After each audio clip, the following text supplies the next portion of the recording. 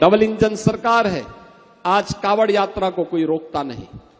आज तो शानदार कावड़ यात्रा चल रही है। सुरक्षा सरकार उसके साथ खड़ी है, प्रशासन उनकी सेवा में खड़ी है, उद्यमी व्यापारी और स्वयंसेवी संगठन उनकी सेवा के लिए खड़े रहते हैं। और मैं आज के इस अवसर पर जब कावड़ यात्रा प्रारंभ होने वाली है, मैं सभी कावड़ संघों से विनम्र अपील करूंगा।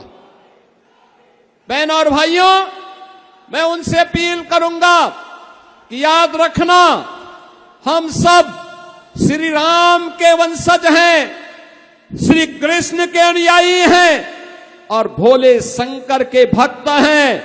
हम सब इस बात को ध्यान रखेंगे, राम की मर्यादा, कृष्ण की लीला और शंकर की समरसता और जीवंतता हमेशा हमें आगे बढ़ने के लिए प्रेरित करती है।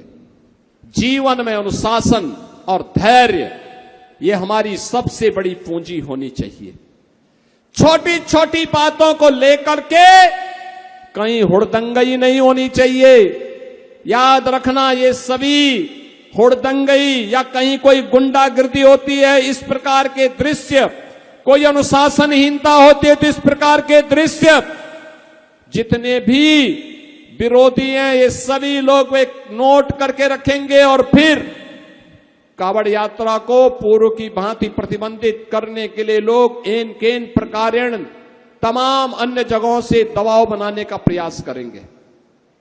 लेकिन मैं कहूंगा, सरकार उनकी सुरक्षा के लिए, उनकी सुविधा के लिए और उनकी भक्ति को साकार करने के लिए हर प्रकार का सहयोग कर रही है। यही तो डबल इंजन सरकार है जो आस्था का सम्मान कर रही है, पुष्प वर्षा करती है। मैं स्वयं कावड़ यात्रा के दौरान आता हूं पुष्प वर्षा करने के लिए।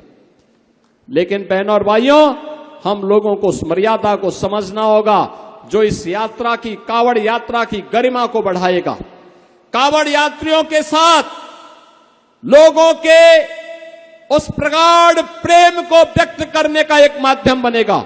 इसलिए अगर कोई गलत व्यक्ति हमारे बीच में आकर के उपद्रव करने का प्रयास करता है, उड़दंगई करने का प्रयास करता है, पहले ही ऐसे व्यक्ति को कान पकड़ करके बाहर कर देने की आवश्यकता है और कह देने की आवश्यकता है कि अनुशासनहीनता हम नहीं स्वीकार करेंगे। यह मर्यादा है हमारे पर्व और त्योहारों की, और पर्व और त्योहारों की इस मर्यादा को ध्यान में रख करके अगर हम कार्य करेंगे तो आने वाले समय में ये परंपराएं और अच्छे ढंग से आगे बढ़ेंगी।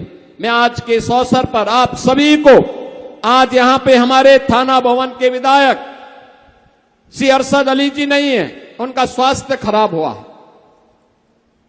अस्वस्थ है। मैंने आज सुबह उनसे टेलीफोन से बातचीत करके उनका हालचाल